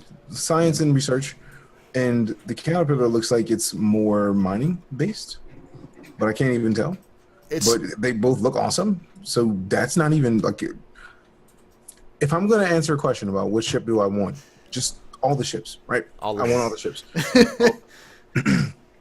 But looking at them, in my glance, because I haven't done all the research into the Endeavor, I would lean toward the Endeavor just because it looks to be a more sleek ship.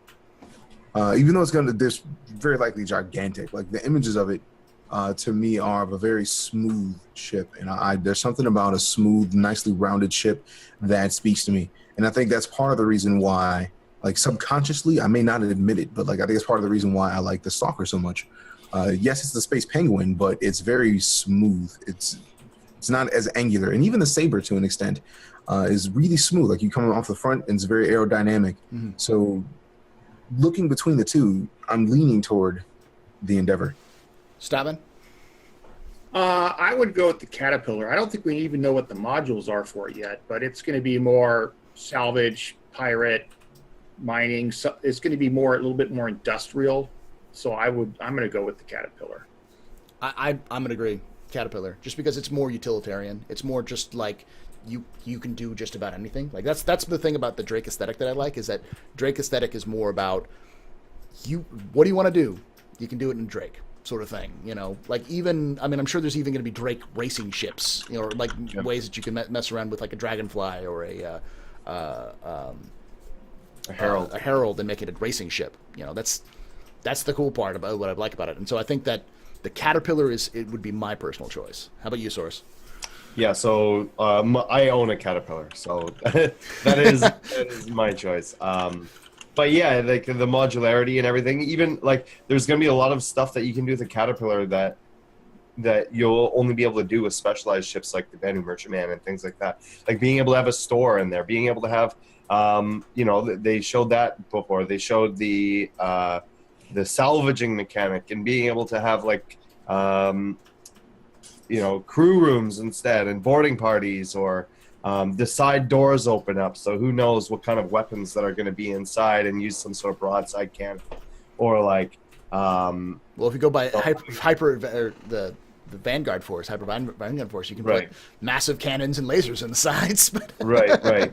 Yeah, and there's all kinds of things, and the fact that it's been said that it is the most customizable ship in the game, just gives you that ability to mix and match it into whatever ship works for you the best, right? So if you need some locker storage, a store, and you know, maybe some missiles, or you guys saw the docking pod that they had, where they showed 4 constellations attached to the Caterpillar, right? Yeah. Where it's like it can also be made into its own little space station or like mini base or whatever. Yeah, it's ridiculous. See, I haven't seen all that. So had I known that, I would have chosen the Caterpillar. Yeah. It really is. I'll link it in chat for you because it is pretty amazing. It's great watching DJ's mind get blown live. Yeah, man, because this game is consistently doing it, and that's why I'm so happy to be a part of the community. Yes, gimme. There you go. It's 22 minutes long. I'll throw it in chat. There you go. Good luck. Yay. Yeah, it really is a floating pirate base. I mean, that's what it's designed as, but it's also a floating industrial base. So, how about you, Dovlak? All right, okay, DJ, do not be swayed by these heretics. You know what's up, and in your heart, I know that truly you're like me, and you want to be a space drug kingpin. All right, you want to be Space Scarface. Where it's at. Space Scarface. And look, if you're not cool with that, it's fine. Space science, that's also valid. Really, space drugs is where it's at. So, like, the whole Endeavor thing's modular too. You could be a nice piece of space. Be a trade ship. You can have your space fruit. You can have your space particle accelerator. You can have your space hospital. Mm-hmm. Those are all fine, good, and noble professions. But space drugs. DJ, let's cook. You know it in your heart. That's what you want. Space drugs. What I know in my heart is that my goal is to be a bounty hunter and a security provider. That's good enough for me. Like, if we can do, like, either of them can function apparently as a forward operating base. So either of them would work for my goals. Look, man, you don't need to know. I'm just paying you to I will say, you don't need to know what's going on inside the Endeavor. Dovlak, my business. Dovlak is true. It is true that there actually is a docking bay inside the Endeavor. There is no docking bay, big docking. That we know of. Yeah, we know of. So you can. The idea is that the Endeavor can hold a Cutlass Red, so it can hold a big ship. So. Yeah. Because so how, if you don't know this, DJ, how the Endeavor's kind of set up is there's all these different modules, but they almost kind of come in different themes. So there's like different farming pods, so you can go for like a farming kind of setup, or if you want, you can actually go for a hospital. So there's actually like a full docking bay for like an emergency ambulance thing. Then you have like surgical rooms and stuff, or you can go pure science research, and you can have a particle accelerator mounted on it. There's a whole bunch of other like sciencey bullshit. Who cares about? Who cares? Who cares about I saw the science? mods with the circular domes, which I imagine the farms.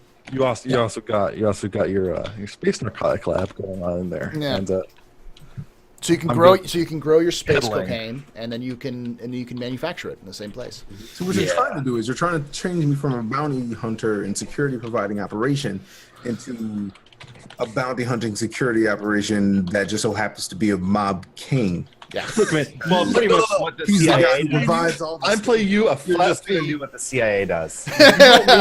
You don't need to know what's inside the Endeavor, what goes on. You just protect it. No, they definitely know. They definitely know. I want you to take this narcotics. I want you to sell them and act like you never saw me. Go sell 'em. Like, oh, you got caught selling narcotics, huh? I'm gonna come and get you. I'm gonna put a bounty on your head. I'm gonna redeem that bounty. Fair Salt, how about you? Which one did you choose? So I'm all about living life on the raggedy edge. I want to be out there exploring, doing as much as I can out there in not necessarily hostile space, but as non-hostile as space can be, I guess. So I'd have to go the Endeavor, and even if I had all the modules, I'd probably still have a Hope class, because the fact that it is a medical treatment bay, it's a full-sized like spawn location, and that you can request ships from it is going to really make a big difference for me. Well, the other thing is that you didn't think about is that you could also possibly turn your Hope into a plastic surgery center. So you can get, because there are those plastic surgeons in the universe that are like customized, be whoever you want to be, sort of thing. So you could be Dr. Salt, the man who can give your life back. You know. You want a new face? You need a new face anyway.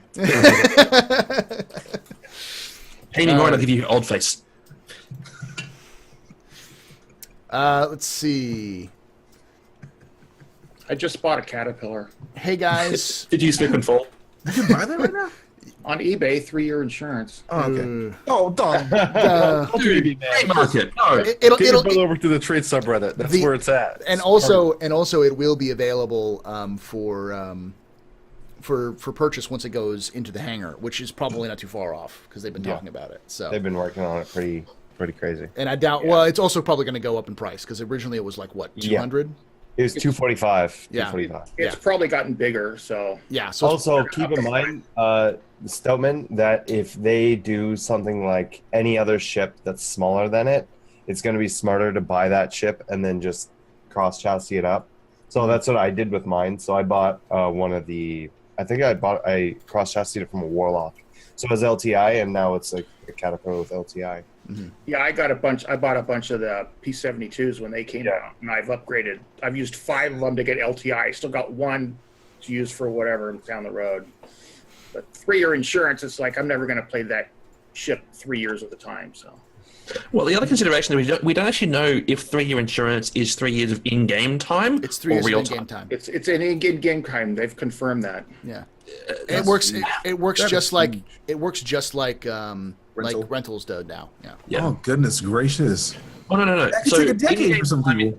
In-game time's time compression. So in-game time, the universe is moving faster than we are. And it so works the I same think- way. So if you play for a day in game, Yeah. it'll only count down the time in game that you played. So if you play for a week and it's time compressed for that's a month, then that's a month of. Then you walk away and you come back like two years later, you still only used a month of that insurance. That's how it works. I love that. I love the way they do that. That is so huge because they're just the rentals. Like, here, go rent a ship that took you like 4 days to gain up the reg for. Oh, but if you don't log in for a month, don't worry about it. It's still there. That's so huge. It's way more fair than you think it is. Well, and the advantage is that the thing is that it's not designed. They never designed insurance to be a big thing. The purpose of insurance is so that when us 6, I've been playing this game for 6 years, and we Somebody new comes we in. have so much money, we can just like throw it around ridiculous. We can affect the economy. So they can increase the insurance cost on us to make it so that we have to spend more money to keep our ships, whereas the people who new come in don't have to pay as much, so they can kind of. Well, you need you especially with how game design works, and I know DJ knows this. If you have an economy in the game and you're introducing money from missions and stuff like that are just being randomly generated, you also need to be taking money out of the system at the same time. Money sink. So having things like money sinks and stuff like that, that's why we're going to have different, insurance on your hull, insurance on your upgrades, and insurance on your cargo. And having to do that, you need those money sinks, and I'm sure we'll have other ones in there as well. Well, there's just like hangar fees, landing fuel and fees, fuel missiles and- fees, missiles. You also have the if you die, you have the death tax, the inheritance tax, which you have to pay. Yeah. So to reduce that out there. So yeah. But yeah, I've heard the WTFOsaurus is working to make sure that death tax is paid in full by most people.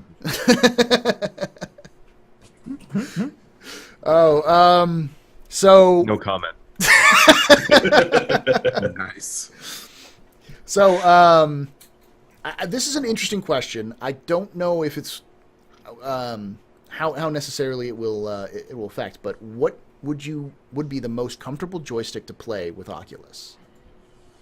So, I don't think there would be. Whatever one you like. Yeah, to it's feel whichever of. one you like to feel. It's a of. personal choice. It's like saying, "What's your favorite chair to sit in?" Yeah. It's like, well, what's you won't know until you sit in it. Yeah. What chair do you think you enjoy most? It's like, I don't know. Yeah. This one, I think. The one that I have two of. Yeah.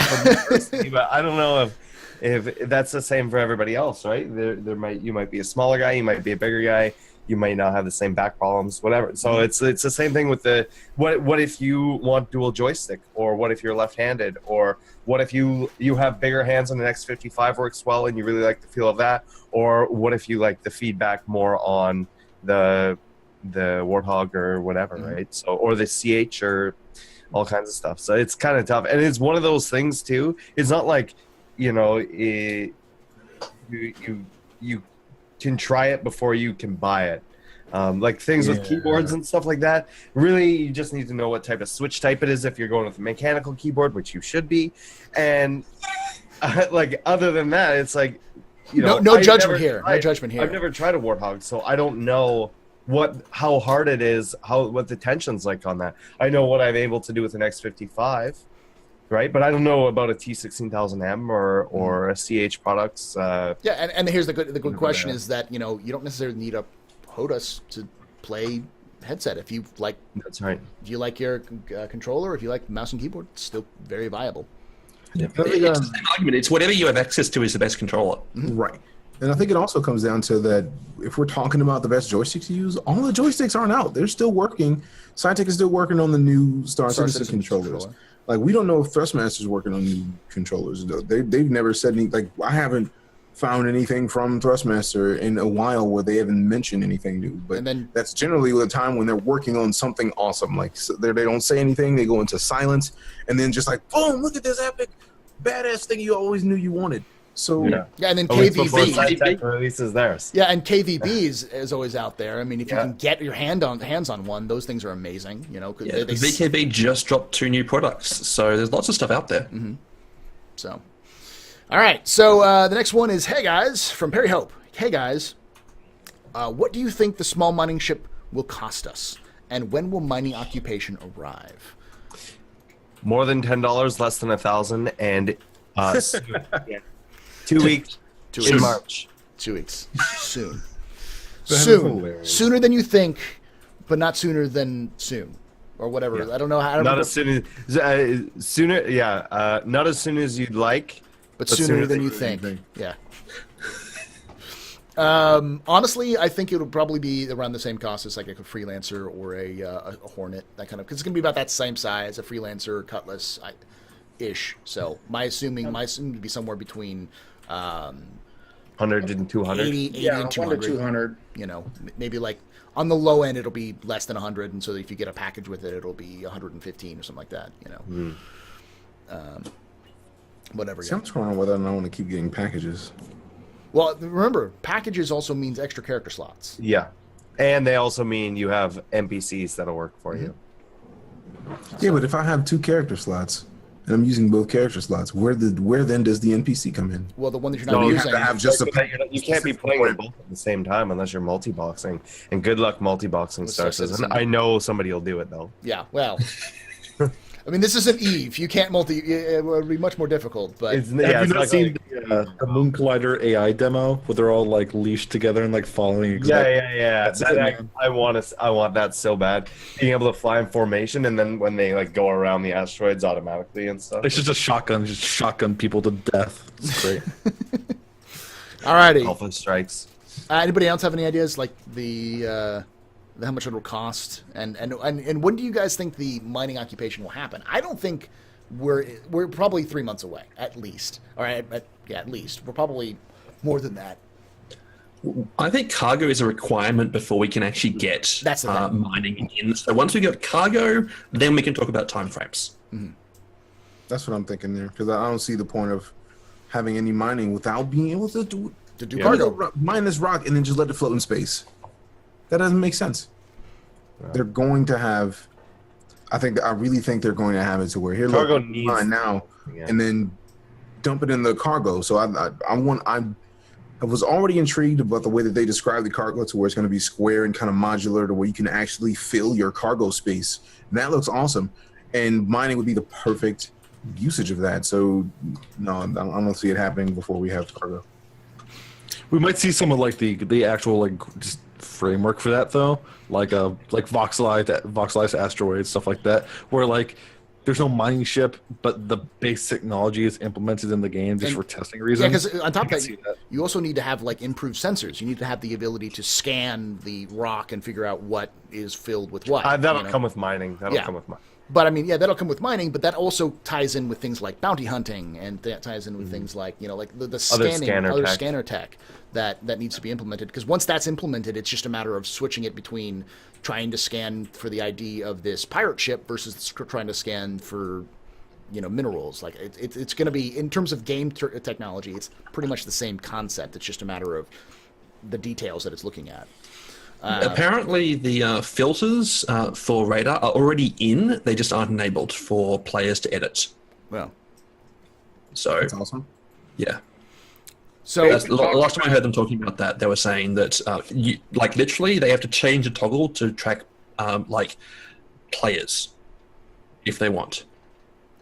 They've been talking about cargo a lot more than mining, so I think cargo's coming first. Plus, it affects everybody. Mining only affects the people that are going to have the small miner ship. Mm-hmm. Or the Orion, which I don't think we're still anywhere near. That's not coming in game anytime soon. Yeah. Now, I will say this. For those of you guys who are interested in trying to figure out what's coming out sooner rather than later, pay attention to what they talk about. If more than one developer is talking about something more like, say, shipping more often than once a week. So if you have 2 or 3 different people, like once in around the verse, once in reverse the verse, and they're hitting on one specific subject, that's the subject that they've been paying attention to the most. Which means that's the thing that's probably going to come out. Maybe not tomorrow, maybe not maybe not today, maybe not tomorrow, but soon. And that's what they've been given the go ahead to talk about. Yeah. So. When will then be now? The last question on here that we have is from Meyer. How much stout could a stout man if a stout man could man stout? Stout man, I think this is at you. 1 metric boot. Yeah, I could drink a yard. A yard. There you go. There we go. All righty. Well, I think that's we're coming up in time, and I think that's it for today. I want to go around. So we'll start with the WTF and move all the way around. Where can they find you? Like social networks, Twitch, all those sorts of things. Yeah. So I have a Star Citizen podcast that we do on Wednesday called Redacted with Twerk17 and Board Gamer. I also run the Redacted stream and content creators group, which you can find at redacted.tv. You can find me live every day at 1 p.m. PST at twitch.tv/WTFasaurus and connect with me on Twitter at twitter.com/WTFosaurus. Excellent. And Dovlak. Got me off guard there. Yeah, so I run a horrible website called ImperialNews.network. It's terrible. You shouldn't visit it, but you should, maybe. Yeah, come check us out. We have a lot of stuff. We're going to PAX as press this year, so that'll be cool this month, actually. Doing a lot of cool stuff. We're overhauling the entire website, so we don't get used to anything. And in new month, I'm going to pick up streaming, even though I don't really stream currently. I'm only going to be streaming over at twitch.tv/earlyt. I'll drop a link to that in Twitch chat. Early It's T. terrible. Early TEA, right? Yep. It's terrible. There you go. Gotcha. Even though it timed you out, I got you still there. And you do, you guys at INN do have your own podcast, right? Yeah, and that's also terrible. Don't watch that. Saturday mornings. So yeah, Saturday at 2:30 Eastern. 2:30 Eastern. So if you like horrible taper gifs cut out in XSplit, then yeah, tune in for that because that's really all the content we have. And Fairasult, where can they find you? I'm on Twitch 6 days a week. I run from, I think it's 9 a.m. Pacific. It's 4 a.m. local for me, and I'm 6 days a week. I'm also on Twitter, and social networks beyond Twitter are just beyond me. So catch me on Twitch, and I also quite often show up on like podcasts and stuff. You're often on the Perverse the Verse, right? Which is I actually can't do Perverse the Verse anymore because it's now being held during business hours for me. Oh, damn! All right, I know, right? DJ. Heyo, you can find me on Twitch every day. I'm in the middle of a streamathon, so I am currently at day 187 of 366. I'm going for the year straight, including the leap year day. You can find me on Twitter at the same name, and then YouTube and youtube.com, the channel of DJ Night Games. DJ Night I got Games. that ready in a tweet. If you guys are or in a Twitch message, if I can get it. Oh yeah, let me do that for you. Bam. So yeah, all that to say, I have no life. My life is streaming It's Twitch. because it's what I want to do. And Stoutman. I'm Sunday through Thursday, 8 to 11 p.m. Pacific Standard Time, or usually later. And Fridays and Saturdays, I'm probably going to be on also, but non-committed. And they can find you Twitch. Twitch, Stoutman_PR, and on Twitter, Stoutman_PR. _PR. Bam. All of this. Okay. And of course, I am, as always, Paul Berserker01 Shelley, your host here at the Astropub. We do nightly streams, Monday through Thursday, 7 p.m. to whenever, usually till about 11. And Fridays we do 8 to midnight, and then on the weekends we varies because we do this podcast, which is every Saturday, 3 p.m. to 5 p.m. Pacific and 6 p.m. Eastern and 11 p.m. GMT. So yeah, thank you guys for hanging out with us. Hope see you guys again soon. But if we don't, we hope to see you someday in the black. Have a good day, guys.